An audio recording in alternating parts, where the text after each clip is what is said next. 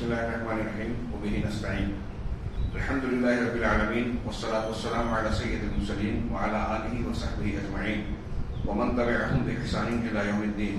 أعوذ بالله من الشيطان الرجيم. بسم الله الرحمن الرحيم. يا أيها الذين آمنوا لا تتخذوا آباءكم وإخوانكم أولياء إن استحبوا الكفر على الإيمان.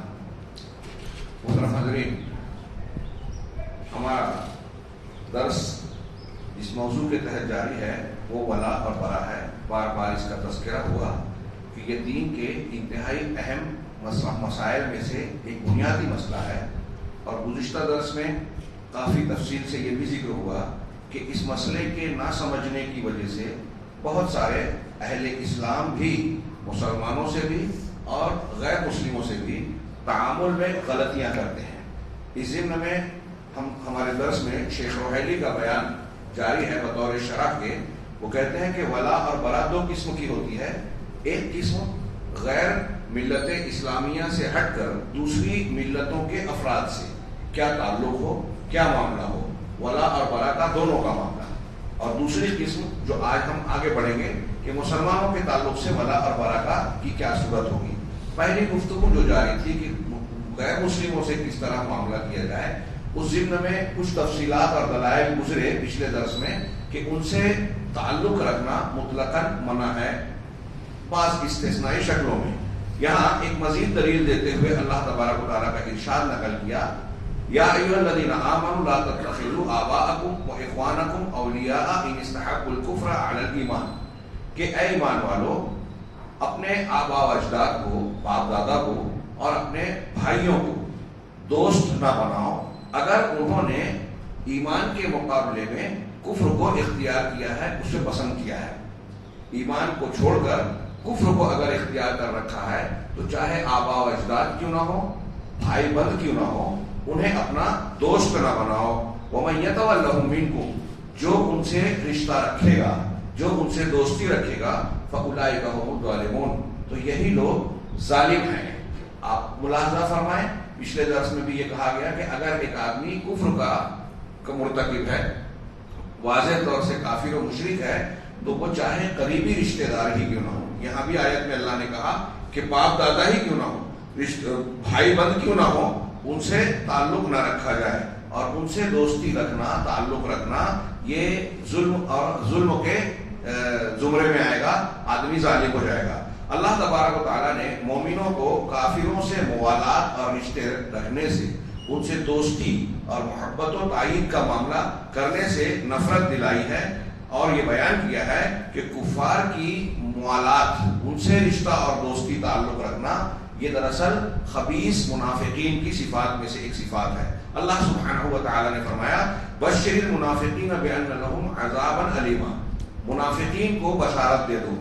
یہ تعریض اور طنز ہے کہ سزا کے تعلق سے خوشخبری کا لفظ استعمال کیا جا رہا ہے کہ انہیں بشارت دے دو دردناک عذاب کی.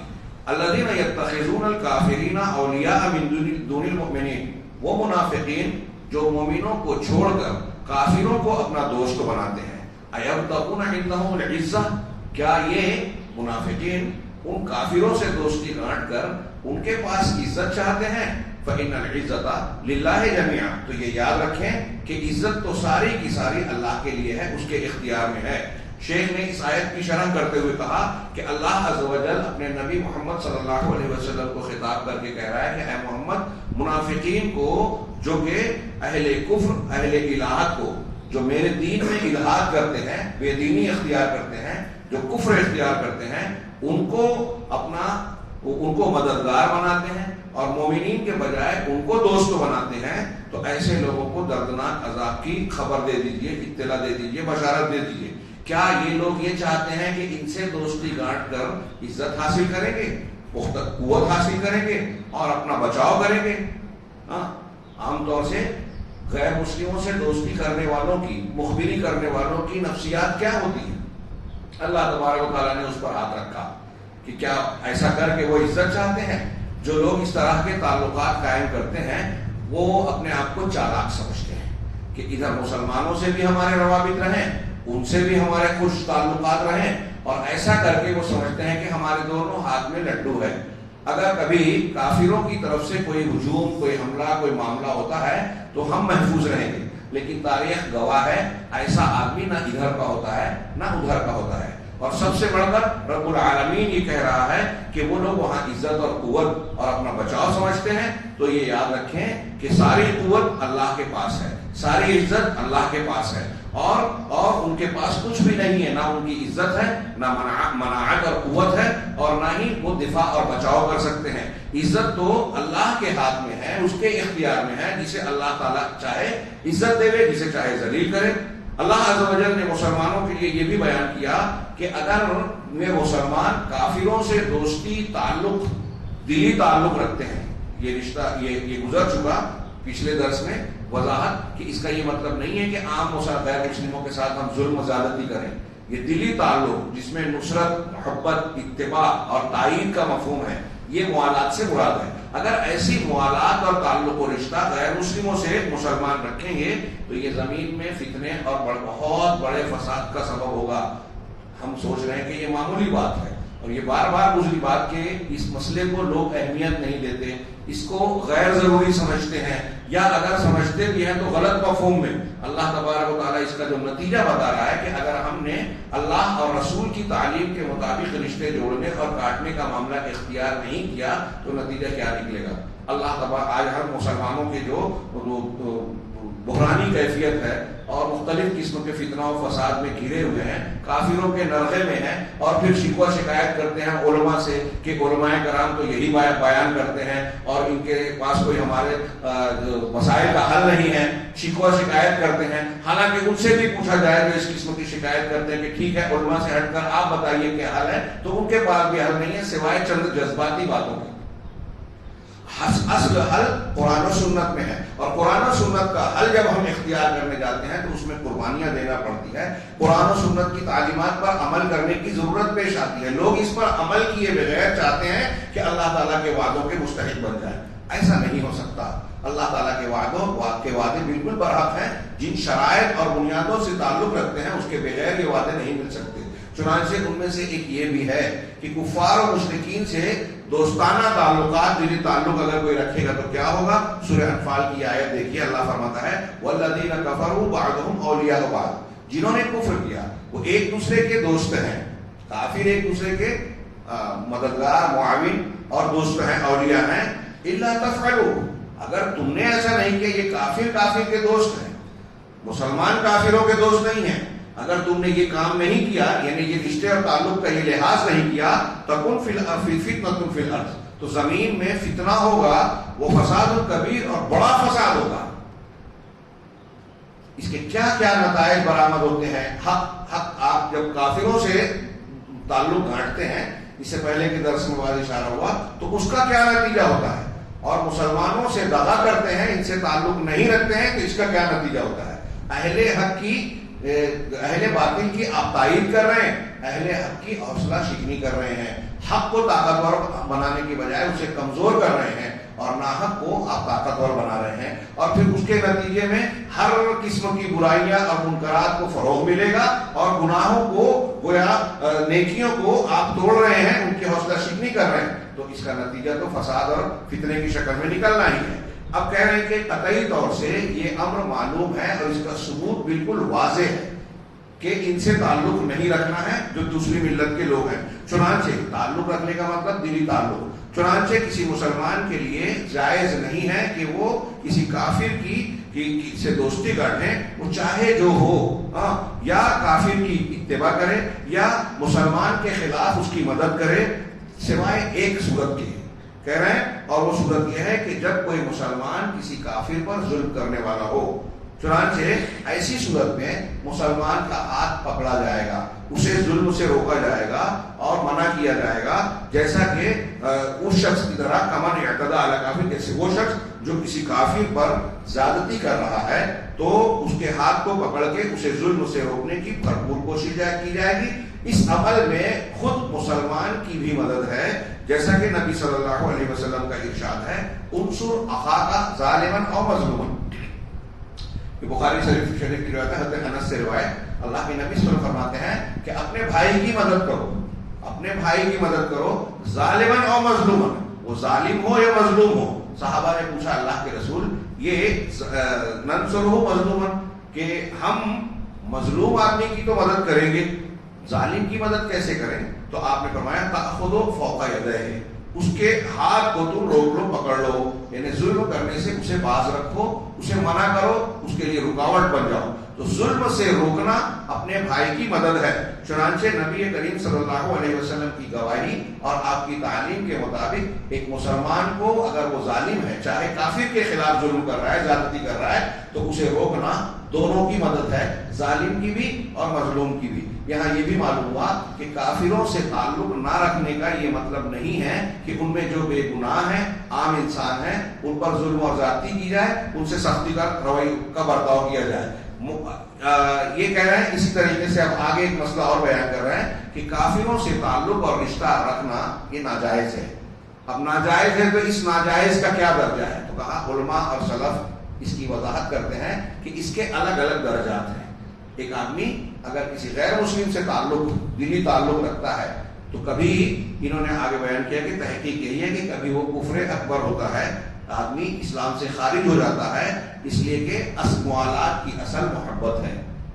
اگر ایک آدمی کافروں سے محبت رکھتا ہے دل میں, تو ظاہر سی بات ہے اللہ اور رسول سے دشمنی رکھنے والے سے آپ دوستی رکھ رہے ہیں, تو آپ اللہ اور رسول سے دوستی نہیں رکھتے, اللہ اور رسول سے محبت نہیں رکھتے. محبت رسول اور اللہ سے محبت کا تقاضا ہے کہ اللہ کے محبوب ہمارے محبوب بن جائیں, اللہ کے مبغوض ہمارے مبغوض بن جائیں. میں اکثر یہ سوال کرتا ہوں کہ آپ بتائیے, دل میں سوچئے, جس سے مسئلہ موٹی بات کا سوال اور عام چھوٹے سطح پر وہ چیز سمجھ میں آ جائے کہ کیا کوئی مسلمان ایسا ہو سکتا ہے جو یہ کہے کہ مجھے فرعون سے محبت ہے یا ابو جہل مجھے پسند ہے؟ کوئی شخص ایسا کہے گا تو ابو جہل سے محبت رکھنے کا مطلب یہ ہوا کہ اللہ اور رسول سے آپ ناراض ہیں. جسے اللہ اور رسول نے دشمن مانا, جو اللہ اور رسول کا دشمن تھا, آپ اسے محبوب مانے, تو آپ اللہ اور رسول سے محبت کرنے والے کیسے ہو سکتے ہیں؟ اللہ اور رسول صلی اللہ علیہ وسلم سے محبت کا تقاضا یہ ہے کہ ان کے دشمن ہمارے نزدیک مبغوض بن جائیں. اگر اس طرح کی اصل موالات ہوگی, یہ کفر کے درجے تک ہوگی, اور کبھی کبھی کفر سے کم درجے کا یہ گناہ ہوگا, فسق کے درجے میں, جس کو ہم کبیرہ گناہ کہیں گے, کبائر میں سے ایک. یہ پہلی قسم کی وضاحت کی, یعنی مسلمانوں کا غیر مسلم لوگوں سے تعلق رکھنا اور تعلق نہ رکھنا, اس سے متعلق وضاحت ہوئی. اب دوسری قسم ہے وہ الولاء والبراء مع المسلمین, مسلمانوں کے ساتھ ولا اور برا. ایک مسلمان ہے یا دوسرے مسلمان ہیں, تو ان سے تعلق کس بنیاد پر رکھا جائے اور تعلق کس بنیاد پر کاٹا جائے. اللہ عز و جل نے باہم مسلمانوں کی ولایت کو مشروع کیا ہے کہ ایک مسلمان دوسرے مسلمان کا ولی ہے, بھائی ہے. چنانچہ اللہ کا ارشاد ہے انما ولیکم اللہ ورسولہ والذین آمنوا الذین یقیمون الصلاۃ ویؤتون الزکاۃ وہم راکعون, کہ تمہارے ولی اللہ ہے اور اس کے رسول ہیں, اور وہ لوگ جو ایمان لائے, جو نماز قائم کرتے ہیں اور زکوٰۃ دیتے ہیں جبکہ جھکے ہوتے ہیں, اپنے آپ کو جھکائے ہوئے ہوتے ہیں نماز اور زکوٰۃ پر عمل کرتے ہوئے. اور پھر کہا وَمَن يَتَوَلَّ اللَّهَ وَرَسُولَهُ وَالَّذِينَ آمَنُوا فَإِنَّ حِزْبَ اللَّهِ هُمُ الْغَالِبُونَ, جو اللہ اور اس کے رسول سے دوستی اور تعلق رکھے گا اور ایمان والوں سے جو دوستی رکھے گا, تو یہ اللہ کا گروہ ہے, اللہ کی جماعت ہے, اللہ کی جماعت ہی غالب ہونے والی ہے. چنانچہ بنیادی طور سے جو اہل ایمان ہیں وہ ایک دوسرے کے ولی اور بھائی ہیں. چنانچہ کہا کہ مومنوں کے دل ایک دوسرے سے قریب ہوتے ہیں, اگرچہ ان کے بدن دور ہوں, الگ الگ علاقے میں رہتے ہوں. ہم یہاں رہ رہے ہیں, ایک مسلمان امریکہ میں ہے, آسٹریلیا میں ہے, افریقہ کے کسی دور دراز کے علاقے میں ہے. اگر وہ صاحب ایمان ہے تو ہمارا بدن چاہے دور ہو, علاقے چاہے کتنے بھی فاصلے اور مسافت کی دوری رکھتے ہوں, لیکن وہ ہمارا بھائی ہے جو اہل ایمان میں شامل ہے, اور چاہے زمانے اور علاقے کتنے بھی دور ہوں. چنانچہ مومن فقط فالمؤمن قد یکون لہ الولاء, تو مومن کے لیے ولاء مطلق ہوتا ہے. کبھی کبھی ایک مسلمان کے لیے مطلقاً دوستی اور تعلق ہوتا ہے, اس سے کسی بھی شکل میں براءت اور لا تعلقی جائز نہیں ہوگی. کچھ لوگوں کے ساتھ جیسے اللہ کے رسول سے رسول اللہ صلی اللہ علیہ وسلم سے ایک ایمان والے کو موالات ہی رکھنا جائز ہے, آپ سے کسی بھی تعلق سے براءت کا اظہار کرنا لا تعلقی کیسے جائز ہو سکتی ہے؟ آپ کے یہاں کوئی مسئلہ ہے ہی نہیں. پھر آپ کے بعد کون لوگ خالص محبت رکھنے کے لیے؟ وہ سارے لوگ جو اہل توحید اور اہل اطاعت ہیں اور اہل سنت ہیں، ان سے خالص محبت رکھنا لازم ہے. اب ان میں سر فہرست کون ہے؟ صحابہ کرام. صحابہ کے بعد پوری امت کے لوگ، ان سب کا ہم کو احترام، تعلق اور دوستی والا معاملہ رکھنا چاہیے. پھر اس کے بعد کے مسلمانوں میں جو اہل حق ہیں، جو توحید والے ہیں، سنت والے ہیں، یعنی صحیح منہج والے، بہت اچھی طریقے سے یہ دماغ میں بٹھائیں. دنیا کے کسی بھی خطے میں اگر کوئی شخص مسلمان ہے اور وہ صحیح العقیدہ ہے، تو اب اگر اس سے کوئی غلطی ہو رہی ہے تو وہ غلطی کی بنیاد پر کیا ہوگا ہم آگے کہہ رہے ہیں، لیکن عقیدے اور منہج میں اگر وہ صحیح ہے تو وہ ہماری دوستی اور تعلق کا مستحق ہے. ہم اسے چھوڑ نہیں سکتے، اس کی مخالفت نہیں کی جائے گی. جیسا کہ امام طحاوی نے اہل سنت کا عقیدہ بیان کرتے ہوئے اپنی کتاب میں لکھا ہے. امام طحاوی رحمہ اللہ بہت مشہور عالم ہے، حنفی ہیں، ابتدائی دور کے علماء میں سے، کہ وہ کہتے ہیں کہ وَنُحِبُّ أَصْحَابَ رسول اللہ صلی اللہ علیہ وسلم، 4 صدی کے بات کے ہیں یہ، یا اس دور کے 4 صدی کے، کہ ہم رسول اللہ صلی اللہ علیہ وسلم کے صحابہ سے محبت کرتے ہیں. صحابہ کرام اہل ایمان ہیں، اہل اتباع ہیں اور صحیح العقیدہ ہیں. امت کے تمام افراد کے مقابلے میں ان کا درجہ سب سے اونچا ہے. قرآن و حدیث کی بہت ساری نصوص اس پر گواہیں دلالت کرتی ہیں. چنانچہ ہم صحابہ کرام سے محبت کرتے ہیں اور ان میں سے کسی کی محبت میں بھی افراط نہیں کرتے، حد سے تجاوز نہیں کرتے. ایک طرف یہ کہ حد سے آگے نہیں بڑھتے، وَلَا نَتَبَرَّأُ مِنْ أَحَدٍ مِّنْهُمْ، اور نہ ہی ان میں سے کسی سے ہم براءت کا اظہار کرتے ہیں. جیسے روافض کہتے ہیں کہ ہم ابو بکر صدیق اور عمر فاروق سے بری ہیں، ہم ان سے تعلق، وہ ان کے یہاں تبرہ ہوتا ہے نا، تبرہ لا تعلقی کا اظہار کرنا. تو کہہ رہے ہیں کہ ہم کسی بھی صحابی سے براءت کا اظہار نہیں کرتے جن سے قرآن نے کہا کہ اللہ ان سے راضی ہوا اور وہ اللہ سے راضی ہوئے. صحابہ کے بارے میں کہا تو جن سے اللہ راضی ہے، اگر ہم اور آپ اس سے ناراض ہوئے تو ہمارا ایمان سلامت رہے گا کیا؟ یہ عقیدے کی بات ہے، معمولی بات نہیں ہے. آج کل کچھ ہماری صفوں میں بھی ایسے دانشور خود ساختہ مفکرین پیدا ہو رہے ہیں جو روافض کی بولیاں ہمارے درمیان بول رہے ہیں، ہمارے نوجوانوں کو یہ بدعقیدگی سکھا رہے ہیں. پوری امت کا اتفاق ہے. یہ جو شیخ امام طحاوی کہہ رہے ہیں، امام بarbahari اور عقیدے کی دوسری کتابوں میں آپ پڑھیں کہ اگر مسلمانوں میں سے کوئی ایک شخص ایک صحابی کو شان کو بھی برا بھلا کہتا ہے، اگر وہ انہیں کافر، فاسق وغیرہ کہتا ہے، تو جیسا یہ صحابہ کو کہہ رہا ہے حقیقت میں یہ ویسا ہی ہو جائے گا.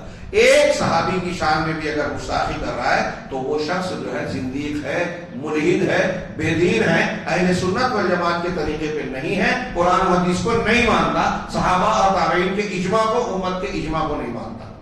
اب وہ روافض جو پورے صحابہ کرام کی شان میں گستاخیاں کرتے ہیں، ان کا کیا معاملہ ہوگا؟ تو کہا ہم صحابہ میں سے کسی سے بھی براءت اور تبرہ نہیں کرتے. وَنُبْغِضُ مَن يُبْغِضُهُمْ، اور ان سے ہم بغض رکھتے ہیں جو صحابہ سے بغض رکھتا ہے. صحابہ سے بغض رکھنے والے کون ہیں؟ سرے بالکل واضح طور سے روافض ہیں. روافض اور خوارج. آج ایران شیعہ اثنا عشری کی حکومت ہے. ہمارے یہاں ایک طبقہ ہے اسلامی حکومت، خلافت اور حاکمیت کی بات کرتا ہے. عالم اسلام میں مختلف ملکوں میں اخوان المسلمین کے نام سے، ہمارے ہندوستان میں انہی کی فکر کے قریب بالکل ہیں جماعت اسلامی والے. میں اس لیے وضاحت سے کہہ رہا ہوں کہ اگر وہاں تک بات پہنچتی ہے کسی بھی ذریعے سے، اس تقریر کے ذریعے سے، تو وہ اپنے اس بات کا جائزہ لیں، عقیدے کی ان کتابوں کا مراجعہ کریں. یہ اہل حدیث حنفی، شافعی، مالکی، حنبلی سب اس کو مانتے ہیں جو میں بیان کر رہا ہوں. صحابہ کرام کا یہ تعلق، تمام لوگ متفق ہیں، یہ عقائد کا معاملہ ہے اور قرآن و حدیث کی بے شمار 2 5 7 نہیں، بہت سی دلیلیں اس پر دلالت کرتی ہیں. یہ شیخ امام طحاوی کہہ رہے ہیں کہ ہم ان لوگوں سے بھی بغض رکھتے ہیں جو صحابہ سے بغض رکھتے ہیں. اب یہ اثنا عشری بالکل واضح طور سے صحابہ کرام کو گالیاں دیتے ہیں، برا بھلا کہتے ہیں، کافر کہتے ہیں. یہ ابھی پاکستان کا ایک مرزا علی انجینئر بالکل واضح اس کی کلپس آ رہی ہے کہ ام المومنین حضرت عائشہ صدیقہ رضی اللہ تعالیٰ عنہ کی شان میں گستاخیاں کر رہا ہے اور روایتوں کو توڑ مروڑ کر پیش کرتا ہے واقعات کے تناظر میں. یہ کہتا ہے کہ ان پر جو الزام تھا وہ صحیح ہے، ماں عائشہ کے بارے میں کہہ رہا ہے اور ہمارے لوگ اس کو لائک کر رہے ہیں، اس کو پسند کر رہے ہیں. نوجوان اس بات پر بہت متاثر ہوتا ہے کہ ان کو لائک کرنے والے لاکھوں میں ہیں. میں اکثر کہتا ہوں یہ بات، یہودی نصارہ مختلف قسم کے اسلام دشمن عناصر جس کو ہمارے خلاف لانچ کرتے ہیں ہمارے بیچ میں، تو اس کو مشہور بھی کرتے ہیں. سلمان رشدی کو جتنی مقبولیت ملی بہت سارے علماء کو نہیں ملی. کیوں بالکل واضح ہے کہ وہ اسلام کو نشانہ بنا رہا تھا، جناب محمد رسول اللہ صلی اللہ علیہ وسلم کی شان میں گستاخی کر رہا تھا، تو اس کو مشہور کیا گیا. تو مشہور کر دینے سے کوئی غلط صحیح ہو جائے گا؟ ہمارا نوجوان یہ بنیاد سمجھنے کو تیار ہی نہیں ہے. بھیڑ بھاڑ کو دیکھ کر، لائک اور اس کے فالوورز کو دیکھ کر کوئی چیز صحیح اور غلط ثابت نہیں ہوتی. تو بہرحال یہاں ہمارے میں عرض کر رہا ہوں کہ ان کے یہاں واضح دیکھیے، اخوان المسلمین شیخ حسن البنا سے لے کر آج تک، مولانا ابوالعلا مودودی سے لے کر آج تک ان کے یہاں روافظ کی تائید پائی جاتی ہے. ان کا ساتھ دیتے ہیں، ان کا دفاع کرتے ہیں. پیچھے گزرا نا کہ مسلمانوں کے مقابلے میں اہل بدعت، یہ روافظ تو کھلے کھلے شرک کرنے والے ہیں، صحابہ کرام کو برا بھلا کہتے ہیں، قرآن کو اس طرح نہیں مانتے، سارے صحابہ کو اور امہات المومنین کی شان میں کھلی گستاخیاں کرتے ہیں، اور ان کے شرکیات کی ایک لمبی فہرست بیان کی جا سکتی ہے. اب ان کا ساتھ دے رہے ہیں، ان کی تعریف کرتے ہیں، اور اس کے مقابلے میں سعودی عرب کی برائیاں کرتے ہیں. سعودی عرب کے شاہ کے یہاں کوئی ایک چھوٹا سا غلطی مل جائے تو اس پر تل کا پہاڑ بنا دیا، بہت بڑا بنا، اسلام خطرے میں نظر آتا ہے. اور ان کی تائید کرتے ہوئے اللہ تعالیٰ کہہ رہا ہے کہ اگر آپ کفار اور مشرکین سے تعلق اختیار کرو گے تو زمین میں فساد اور فتنہ ہوگا، اور آپ جو ہے انہی کی تائید کر رہے ہو اور اہل حق کی مخالفت کر رہے ہو، اہل حق کو کمزور اور اہل باطل کو مضبوط بنا رہے ہو. اور میں نے کل اور اس سے پہلے بھی بیان کیا اور بار بار بیان کروں گا، یہ اچھی طرح جان لیں کہ یہ روافظ آج بھی اور پوری تاریخ میں غیر مسلموں کا، یہود و نصارہ کا، مسلمانوں کی مخالفت کرنے والوں کا ساتھ دیتے آئے ہیں اور دیتے رہے ہیں، آج بھی دے رہے ہیں. مسلمانوں کے قتل عام جہاں جہاں ہو رہے ہیں عالم اسلام میں، مختلف ملکوں میں، آپ دیکھیں گے کہ دشمنان دین کے بالکل پہلو پہلو روافظ بھی اس میں شریک ہیں. وہ شام ہو، عراق ہو، اور دوسرے مقامات ہوں، آپ کو بالکل واضح تصویر نظر آئے گی.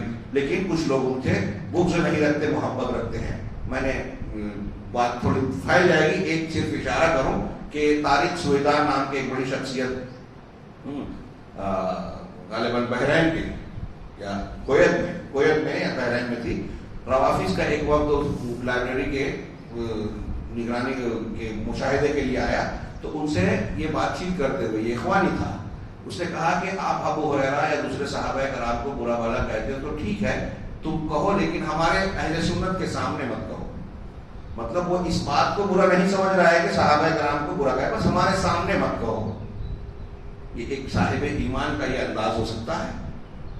یہ شریعت کہہ رہی ہے، ہمارا عقیدہ کیا ہے امام طحاوی کے الفاظ میں کہ نبغض من یبغضہ، ان سے ہم بغض رکھتے ہیں جو صحابہ سے بغض. تو وہ جان رہا ہے کہ ابو ہریرہ کو برا بھلا کہتے ہیں اور آپ ان سے دوستی کا اگر کہہ رہے ہو تو ہمارے پیٹ پیچھے کہنا، مطلب آپ سے ہم کو بغض نہیں ہے، تو آپ کا ایمان درست نہیں ہے.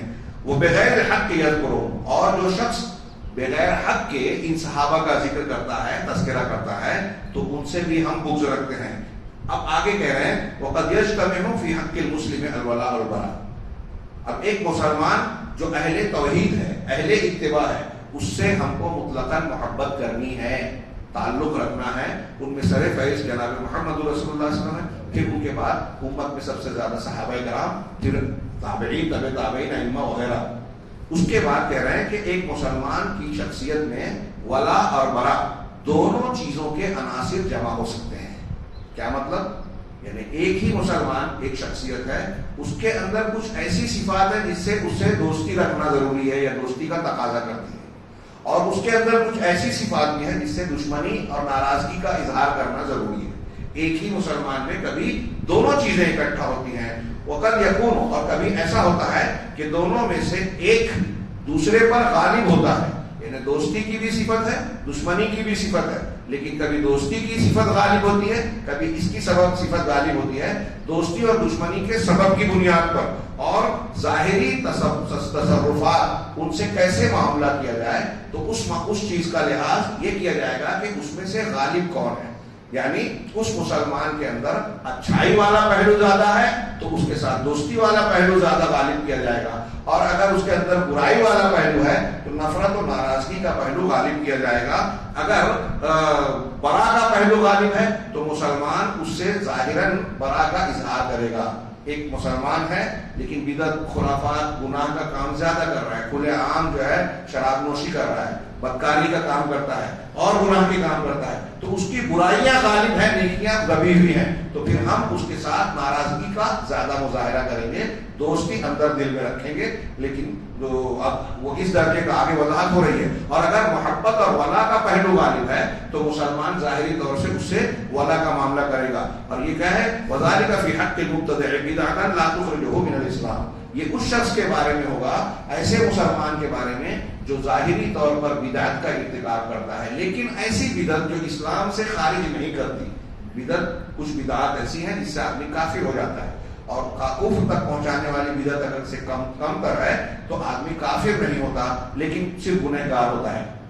تو ایسی بدعت کا ارتکاب کرنے والا مسلمان ہی ہے، تو مسلمان ہونے کی وجہ سے وہ ہماری دوستی کا مستحق ہے، لیکن بدعت کرنے کی وجہ سے وہ ہماری ناراضگی کا مستحق ہے۔ تو جس کی بدعت غالب آ جائے اس سے ناراضگی کا پہلو غالب آئے گا، اور کہہ رہے ہیں کہ وہ حق المسلم الفاجر، اسی طرح ایسا مسلمان جو فاجر ہے، کھلے عام گناہوں کا کرنے والا ہے، اس کا حق یہ ہے، اس کے بارے میں حق یہ ہے کہ جس مقدار میں اس کے اندر خیر ہے، اسلام ہے، اس اعتبار سے اس سے دوستی کی جائے، اور جس مقدار میں اس کے اندر شر اور فسوق ہے اس اعتبار سے اس سے براءت کا اظہار کیا جائے، ناراضگی کا مظاہرہ کیا جائے۔ بہت باریک بظاہر بات معلوم ہوتی ہے لیکن کوئی مشکل نہیں ہے اگر ہم اسے سمجھ لیں۔ اور اگر کہہ رہے ہیں کہ وَإِنْ كَانَ الْبَرَاءُ فِي حَقِّ الْمُذْنِبِ، کہہ رہے ہیں کہ اگرچہ بدعتی شخص کے حق میں براءت کا اظہار کرنا زیادہ غالب ہے، اہم ہے، یعنی ایک بدعتی مسلمان ہے تو اس سے زیادہ اہم ہے کہ ہم براءت کا اظہار کریں اور اس سے ناراضگی کا مظاہرہ کریں۔ ہمارے اسلاف یہ کہتے ہیں کہ اگر راستہ گزرتا ہے تو اس کا راستہ تنگ کریں، نفرت کا اظہار کریں۔ کہہ رہے ہیں کہ یہ بدعتی شخص کے حق میں براءت کا اظہار یہ زیادہ عظیم ہے، لازم ہے، اور کہہ رہے ہیں کہ بنسبت اس کے جو عام گناہوں کا مرتکب ہے اس کے مقابلے میں اس کا معاملہ زیادہ بڑا ہے، جو بدعت کا ارتکاب کرتا ہے۔ علامہ ابن تیمیہ کا ایک قول ہے، اس کو نقل کر کے آج کے درس کو ہم روکتے ہیں۔ شیخ الاسلام علامہ ابن تیمیہ ایک بہت ہی عظیم الشان قاعدہ بیان کرتے ہوئے کہتے ہیں کہ اس بات کو جان لینا چاہیے کہ مومنوں کو، کہ ایک مومن شخص کی موالات واجب ہے، اگرچہ وہ تم پر ظلم کرے اور زیادتی کرے۔ ایک مسلمان آپ پر ظلم اور زیادتی کر رہا ہے لیکن اگر وہ مسلمان ہے تو اس سے بطور مومن ہونے کے اس سے دوستی ختم نہیں ہوگی، وہ دوستی رکھنا واجب ہے۔ اور کافر، جو کافر ہے اس سے دشمنی اور معادات رکھنا واجب ہے، اگرچہ وہ تم کو نوازے اور تمہارے ساتھ حسن سلوک کرے۔ کتنی اہم بات ہے۔ میں اکثر اپنے دروس اور خطابات میں یہ بات کہہ رہا ہوں آج کل یا عالمی اسلام کے حالات میں کہ ہمارے یہاں لوگ کن کی تعریف کرنا، کن سے تعلق جوڑنا ہے، کن سے نہیں جوڑنا ہے، اس کی دینی بنیاد جانتے ہی نہیں ہیں۔ نتیجہ یہ ہے کہ جو اہل سنت صحیح عقیدے کے لوگ ہیں ان سے نفرت کرتے ہیں، ان کے خلاف سوشل میڈیا پہ خوب چیختے چلاتے ہیں، اور جو اہل بدعت اور اہل باطل ہیں، اہل باطل کے اعلی کار ہیں، ان کی بظاہر کچھ تھوڑی موڑی خوبیاں دیکھ کر ان کی تعریف کرنے لگتے ہیں، ان کی تائید کرتے ہیں، ان کے خلاف اگر کوئی بات آتی ہے تو ان کا دفاع کرتے ہیں۔ کہ جو لوگ اس طرح کی حرکت کر رہے ہیں وہ سمجھ رہے ہیں کہ ہم اسلام کی اور مسلمانوں کی خدمت کر رہے ہیں، وہ اسلام کو نقصان پہنچا رہے ہیں، اور خود عقیدہ ولا اور برا اور اسلام کی ایک اہم بنیاد کو انہوں نے سمجھا نہیں ہے، ان کی اتباع میں خلل ہے، ان کے دین میں خلل ہے۔ یہ میں نہیں کہہ رہا، قرآن اور حدیث کی دلیلیں کہہ رہے ہیں، علامہ ابن تیمیہ جس کی بنیاد پر یہ بات کہہ رہے ہیں کہ اگرچہ کوئی مسلمان آپ پر زیادتی کر رہا ہے اس کی ولایت ختم نہیں ہوگی، دوستی واجب ہے، اور اگر کوئی کافر آپ کے ساتھ اس نے سلوک کر رہا ہے تو اس کی بنیاد پر وہ آپ کا بھائی اور دوست نہیں ہو گیا، وہ اللہ تبارک و تعالیٰ کے حکم کے مطابق، کیونکہ اللہ تبارک و تعالیٰ نے آگے کہہ رہے ہیں، وجہ دلیل بتا رہے ہیں کہ اللہ تبارک و سبحانہ و تعالیٰ نے رسولوں کو بھیجا، کتابوں کو اتارا، کیوں اتارا؟ تاکہ دین پورا کا پورا اللہ کے لیے ہو جائے۔ تو اللہ تعالیٰ کی یہ سارے معاملات اور ہمارے امتحان کا مقصد کیا ہے کہ دین کو غلبہ دیا جائے جو اللہ نے نازل کیا، اور اللہ کے اولیاء سے محبت ہو اور اللہ کے دشمنوں سے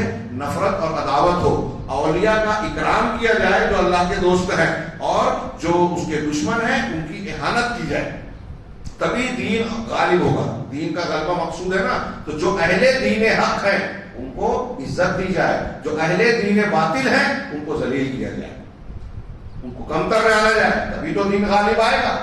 آپ غلط لوگوں کی اس کو عزت دیں گے تو آپ اچھے لوگوں کی بے عزتی کر رہے ہیں. چنانچہ کہہ رہے ہیں اور اللہ تعالیٰ کا مقصد ہے کہ اولیاء اپنے اس کے اولیاء کو ثواب دے اور دشمنوں کو عقاب دے. آپ تو اولیاء کو ثواب، دشمنوں کو ثواب کا مستحق بنا رہے ہیں اس سے محبت کر کے. کہہ رہے ہیں کہ شیخ علامہ ابن تیمیہ کی آگے عبارت ہے کہ جب ایک ہی آدمی میں خیر اور شر، اچھائی اور برائی دونوں جمع ہو جائیں، فجور اور اطاعت، اللہ کی نافرمانی اور طاعت دونوں ہو، معصیت اور نیکی دونوں ہو، سنت اور بدعت دونوں اکٹھا ہو جائیں، تو کہہ رہے ہیں کہ وہ موالات ثواب کا، دوستی اور ثواب کا اسی قدر مستحق ہوگا جتنا اس کے اندر خیر ہے، اور دشمنی اور ناراضگی اور سزا کا اتنا ہی مستحق ہوگا جتنا اس کے اندر شر ہے. چنانچہ ایک ہی شخص کے اندر عزت دینے کا بھی وجہ ہو سکتی ہے، عزت دینے کی بھی اور اہانت کی بھی. جب فَيَجْتَمِعُ لَهُ مِنْ هَذَا وَهَذَا، بس جب کچھ اس کا حصہ بھی اس کے اندر ہے جس کی وجہ سے وہ عزت دینے کا مستحق ہے، کچھ اس کا حصہ بھی ہے جس کی وجہ سے وہ اہانت کا مستحق ہے، تو کیا کریں گے؟ اس کو دونوں چیزیں اس کی صفت کے اعتبار سے دی جائیں گی. بڑی پیاری مثال دی علامہ ابن تیمیہ نے اپنی بات کے آخر میں. وہ کہتے ہیں یہ ایسے ہی ہے جیسے کوئی فقیر چور ہو. ایک چور ہے اور بہت غریب ہے، چوری کر رہا ہے غربت کی وجہ سے. تو کوئی فقیر چور ہے، اب اس نے چوری کی ہے، چوری کی وجہ سے اس کے ہاتھ کو کاٹا جائے گا. تو تعو یدہ لسرقتہ، اس کے ہاتھ کو اس کے چوری کرنے کی وجہ سے کاٹ دیا جائے گا، سزا دی جائے گی کیونکہ اس نے گناہ کیا ہے. تو گناہ کی وجہ سے، اپنے گناہ کی وجہ سے اللہ کی مقرر کردہ سزا کا مستحق ہے. لیکن کہہ رہے ہیں کہ بیت المال سے، اس کا ہاتھ کاٹنے کے باوجود بیت المال سے اتنا مال اسے دیا جائے گا جو اس کی حاجت کو پورا کر دے ہوئے. ایک طرف وہ سزا کا مستحق ہے تو سزا دی جائے گی، دوسری طرف وہ غریب ہے اس لیے اللہ کے اصول اور شریعت کے مطابق اس کی مدد بھی کی جائے گی. کہہ رہے ہیں کہ ھذا ھو الاصل الذی، یہ وہ اصل اور بنیاد ہے جس پر اہل سنت والجماعت متفق ہیں. یہ قاعدہ کہہ رہے ہیں. پھر اس کے بعد ایک عظیم شان قاعدہ علامہ ابن تیمیہ نے بتایا کہ جو شخص مومن ہوگا اس کی موالات اور محبت اس سے کرنا واجب ہوگا، وہ چاہے جس گروہ سے تعلق رکھنے ہو، رکھتا ہو، چاہے جس قسم سے ہو. اور اگر کوئی شخص کافر ہے تو اس سے دشمنی رکھنا واجب ہوگی، چاہے جس قسم سے ہو. یعنی آپ کے ساتھ اچھا سلوک کر رہا ہے، برا سلوک کر رہا ہے. ابھی ہم لوگ رات کے درس میں پڑھنے والے تھے، درس مکمل نہیں ہو سکا سورہ مائدہ کے تناظر میں. اس ضمن میں شیخ ربیع نے بیان کیا کہ آج کل کچھ ایسی بھی تنظیم والے ہیں جو یہ کہتے ہیں کہ نصارہ میں کچھ اچھے ہوتے ہیں، یہودیوں میں کچھ اچھے ہوتے ہیں، جن لوگوں نے فلسطین پر حملہ کیا ایسا، اور اللہ تعالیٰ نے کہا ہے نصارہ میں اقرب مودت، ہم سے ان کے اندر مودت ہوتی ہے. تو یہ بہت بڑا دھوکہ اور فریب ہے. انشاءاللہ رات کے درس میں اس کی تھوڑی سی وضاحت ان آیتوں کی روشنی میں ہوگی. وہ نصارہ اور یہود وہ اگر ہیں، کفر اختیار کر رکھا ہے تو وہ ہماری معادات اور دشمنی کے لائق ہیں. بظاہر وہ ہمارے ساتھ کوئی سلوک کرتے ہیں. اللہ نے کہا کہ یہ یہود اور مشرکین کے مقابلے میں نصارہ اقرب مودت ہے، وہ ہم سے محبت نہیں رکھتے اور ان سے مومنین کے مقابلے میں ان سے نفرت ہی کی جائے گی. کہہ رہے کہ ومن کان فیہ، کچھ عبارت کے بعد شیخ کہتے ہیں کہ جس شخص کے اندر ایمان ہے اور اس کے اندر فجور اور گناہ کے کچھ کام بھی ہیں تو وہ اپنے ایمان کے مطابق دوستی کا مستحق ہوگا. اسی کی وضاحت کرتے ہوئے علامہ ابن ابی العز اور بعض دوسرے اقوال کو نقل کیا. انشاءاللہ اگلے درس میں ہم اس تفصیل کو جانیں گے. اللہ تعالیٰ ہمیں صحیح عقیدہ جاننے اور اس کے مطابق زندگی گزارنے کی توفیق دے اور اس کی برکت سے دنیا اور آخرت میں ہر قسم کے فتنے سے محفوظ رکھے. وآخر دعوانا ان الحمد للہ رب العالمین والسلام علیکم.